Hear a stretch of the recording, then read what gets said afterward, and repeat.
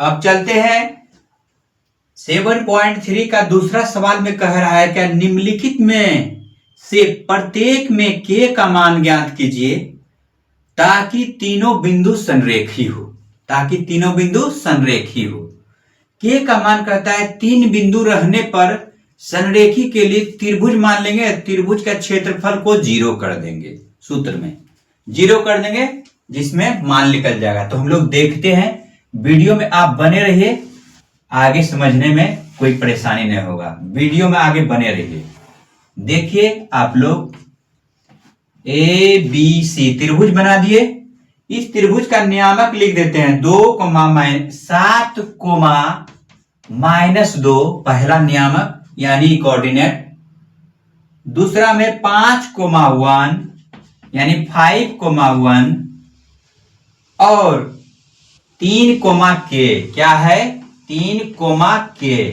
अब देखिएगा यहां पर 2 नियामक xy, यहां पर 2 नियामक xy, यहां पर 2 नियामक 3,k। इसी k का मान आपको कह रहा है निकालने के लिए, इस k का वैल्यू। तो हम लोग 3 बिंदु संरेखी के लिए त्रिभुज का क्षेत्रफल को क्या कर देंगे, 0 कर देंगे यानी 0 कर देंगे। तो सबसे पहले यहां पर 2 नंबर में 16 लिखेंगे। तो x1 बराबर, x2 बराबर और x3 बराबर, ये पहले मान बैठा देंगे y1, y2 और y3। इसको बैठा देने के बाद क्या होगा, हम जब सूत्र में बैठाएंगे ना माइनस प्लस में कोई दिक्कत नहीं होगा, तुरंत बैठेगा। अगर आप ये नहीं भी लिख सकते हैं, लिखिएगा तो ऊपर भी बैठा सकते हैं, लेकिन लिख देंगे तो बढ़िया रहेगा।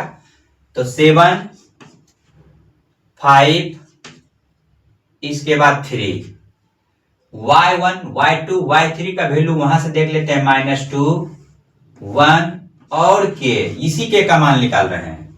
तो समझिएगा त्रिभुज, देयरफॉर त्रिभुज ABC का क्षेत्रफल बराबर, त्रिभुज ABC का क्षेत्रफल बराबर फॉर्मूला होता है इस जगह या 1/2 into x1 into y2 minus y3 plus x2 y3 minus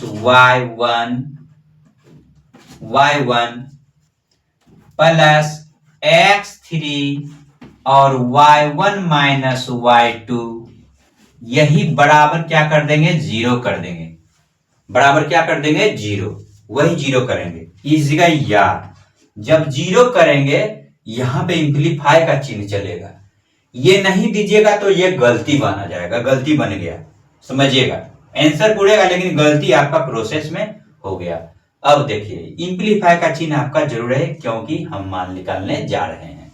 तो चलिएगा बैठा रहे हैं 1/2 मध्यम ब्रैकेट शुरू, x1 का वैल्यू 7 इंटू y2 का मान यहां से रखेंगे 1 माइनस y3 का मान यही k, यहां पर k प्लस x2 का मान यहां से 5, y3 का मान k माइनस y1 का मान माइनस गुना माइनस +2 और x3 का वैल्यू कितना 3, सिर्फ 3 और y1 का मान -2 और y2 का मान 1, सिर्फ मध्यम ब्रैकेट से बंद और बराबर 0। इस जगह या 1/2 मध्यम ब्रैकेट शुरू, तो समझिएगा 7 गुना 1 तो 7 माइनस है तो माइनस, 7 गुना k 7k। अब देखिएगा प्लस 5 गुना k 5k, अब 5 दूनी 10। अब समझिएगा यहाँ पर -2 और -1 मिलके -3, अब -3 गुना प्लस तो -9, कितना हो गया 3 तिया मध्यम ब्रैकेट बंद और बराबर यहाँ पर क्या 0। अब देखिएगा या 1/2 मध्यम ब्रैकेट शुरू। अब जात वाले को एक साइड में जोड़ते हैं और के वाले को एक साइड में जोड़ते हैं, समझिएगा यहाँ पर 7 प्लस में और 10 प्लस में 17 और 17 में से 9 चला जाएगा माइनस 8, कितना हो जाएगा 8, 9 8 17। अब समझिएगा -7 के में +5 के जाएगा तो माइनस कितना हो जाएगा 2 के, कितना हो जाएगा 2 के, मध्य में ब्रैकेट बंद बराबर 0। अब समझिएगा यहां पर समझिएगा ऊपर ऊपर गुना करते हैं, नीचे नीचे गुना करते हैं। पहले इसके नीचे एक छिपा है, जात नहीं है, अंक वाला है, के वाला है। 8 गुना 1 तो कितना होगा 8, 8 अब माइनस याद दे देते हैं पहले। 8 गुना 1 तो 8 माइनस 2 गुना 1 तो 2 के माइनस 2 के संपूर्ण बटे क्या 2 गुना 1 तो 2 बराबर कितना 0। आप कोणात्मक गुना करने जा रहे हैं, देखिएगा इसके नीचे एक छिपा रहता है, कोना को नहीं गुना करते हैं। 8 माइनस 2 के गुना 1 तो उतना हो जाएगा, और 2 गुना 0 तो 0, क्या हो गया 0।